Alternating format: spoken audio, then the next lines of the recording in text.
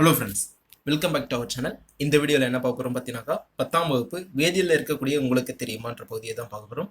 உங்களுக்கு தெரியுமான்ற பகுதியில் இருந்து அதிகப்படியான கேள்விகள் கேட்க வாய்ப்பு இருக்கிறதால வீடியோ முழுமையாக பாருங்கள். பிடிச்சிருந்த லைக் பண்ணுங்கள், ஃப்ரெண்ட்ஸுக்கு ஷேர் பண்ணுங்கள். இது வரைக்கும் நம்ம சேனலை சப்ஸ்கிரைப் பண்ணாதவங்க மறக்காமல் சப்ஸ்கிரைப் பண்ணிடுங்க. வாங்க வீடியோக்குள்ளே போகலாம். மந்தவாயுக்கள் எலக்ட்ரான்களை ஏற்கும் தன்மையற்றவை, ஏனெனில் அவற்றின் வெளிமட்டத்தில் உள்ள S மற்றும் P ஆர்பிட்டால்கள் முழுமையாக எலக்ட்ரான்களால் நிரம்பியுள்ளவை. அதனால் மேலும் ஒரு எலக்ட்ரானை சேர்ப்பது இயலாது. எனவே இவற்றின் எலக்ட்ரான் ஆட்டம் 0 மதிப்பை பெறுகின்றன. மந்தவாயுக்களோட எலக்ட்ரான் ஆட்டம் என்னன்னு பார்த்தீங்கன்னாக்கா 0.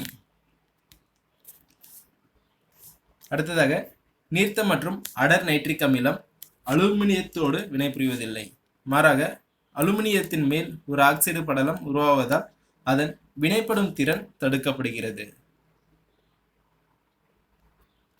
திரவத்தில் வாயுவின் கரைதிறனில் அழுத்தத்தின் விளைவை ஹென்ரியின் விதி கூறுகிறது.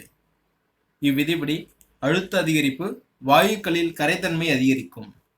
ஒரு குறிப்பிட்ட வெப்பநிலையில் ஒரு குறிப்பிட்ட பருமனளவு நீர்மத்தில் கரைந்துள்ள வாயுவின் நிறை அதன் மீது செலுத்தப்பட்ட அழுத்தத்திற்கு நேர்விகித பொருத்தமுடையது.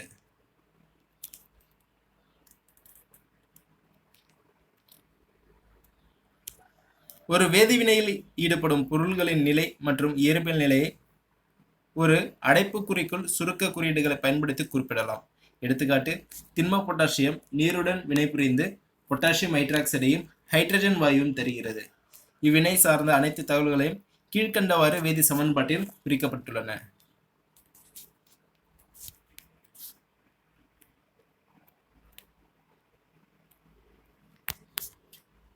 2K அதாவது பொட்டாசியம், அது என்னன்னு பார்த்தீங்கன்னாக்கா எஸ்ன்னு சொல்லியிருக்காங்க. எஸ்ஸோட இதுவும் நிலை என்னன்னு பார்த்தீங்கன்னாக்கா திண்மம். அப்போனா திண்ம பொட்டாசியம். அதே போல் பார்த்தீங்கன்னாக்கா 2H2O. H2Oனா நீர். எல்லுன்னு சொல்லியிருக்காங்க ப்ராக்கெட்டில். எல்லோட மீனிங் பார்த்தீங்கன்னாக்கா நீர்மம், லிக்விடு. தண்ணி பார்த்தீங்கன்னாக்கா லிக்விடாக எடுத்துருக்காங்க. இது ரெண்டும் வினை புரிந்து என்ன ஆகுதுனாக்கா பொட்டாசியம் ஹைட்ராக்சைடு தருது. அது என்னன்னு பார்த்தீங்கன்னாக்கா ஏக்யூன்னு சொல்லியிருக்காங்க. ஏக்யூனா நீர் கரைசல் ஓட அர்த்தம். அதே போல் H2 ஹைட்ரஜன் வாயு தருகிறது. இது ஜீன்னு சொல்லியிருக்காங்க. ஜீனாக்கா வாயு, அதாவது கேஸ்.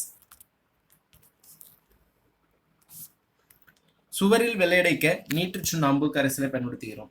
கால்சியம் ஹைட்ராக்சைடு காற்றில் இருக்கும் கார்பன் டை ஆக்சைடுடன் வினைபுரிந்து கால்சியம் கார்பனேட் உருவாக்கி மெல்லிய படலமாக சுவர்களில் படுகிறது. வெள்ளையடைத்த 2 அல்லது 3 தினங்களில் கால்சியம் கார்பனேட் சுவர்களுக்கு ஒரு மினுமினுப்பு தன்மை தருகிறது. சுண்ணாம்பு கல்லின் அதாவது மார்பிளின் வேதி வாய்ப்பாடு CaCO3.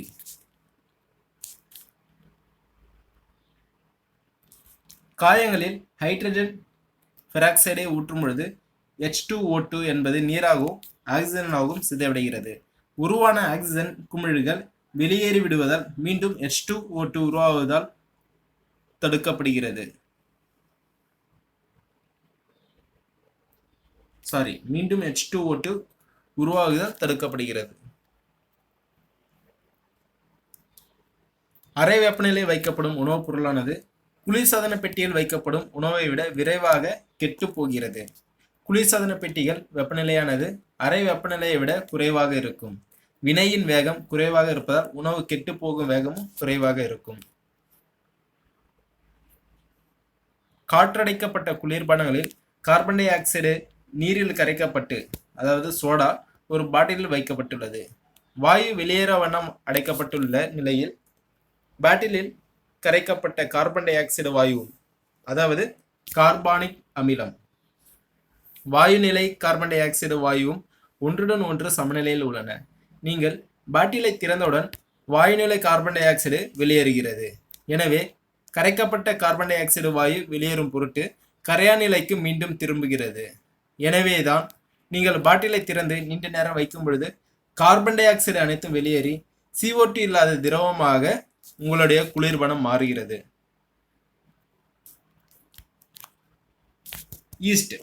ஈஸ்ட் என்பது பூஞ்சை வகுப்பை சார்ந்த ஒரு செல் நுண்ணுயிரி ஆகும். பெரிய சிக்கலான கரிம வினைகளில் பூஞ்சைகளில் உள்ள நொதியானது வினைவேக மாற்றியாக செயல்படுகிறது. நொதிகளின் மூலம் சிக்கலான கரிம சேர்மங்களில் மெதுவாக வேதிவினை நிகழ்ந்து எளிய மூலக்கூறுகளை உருவாவதே நொதித்தல் எனப்படும்.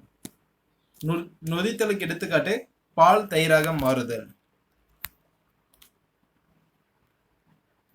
சாதாரண சோப்பை ஏன் கடின நீரில் பயன்படுத்த இயலாது?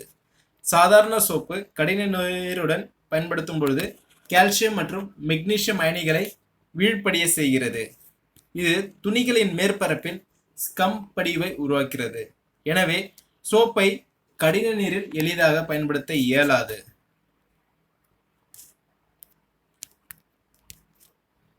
TFM என்ற குறியீட்டை சோப்பு உரைகளில் பார்த்துள்ளீர்களா? TFM என்பது மொத்த கொழுப்பு பொருட்கள், அதாவது டோட்டல் ஃபேட்டி மேட்டர். இது சோப்பின் தரத்தை குறிக்கக்கூடிய முக்கிய அம்சமாகும். உயர்ந்த TFM பெற்றுள்ள சோப்புகள் சிறந்த குளியல் சோப்பாக பயன்படுகிறது. தேங்க்யூ ஃபார் வாட்சிங். வீடியோ பிடிச்சிருந்தா லைக் பண்ணுங்க, ஃப்ரெண்ட்ஸுக்கு ஷேர் பண்ணுங்க. இது வரைக்கும் நம்ம சேனலை சப்ஸ்கிரைப் பண்ணாதவங்க மறக்காம சப்ஸ்கிரைப் பண்ணிடுங்க. நன்றி.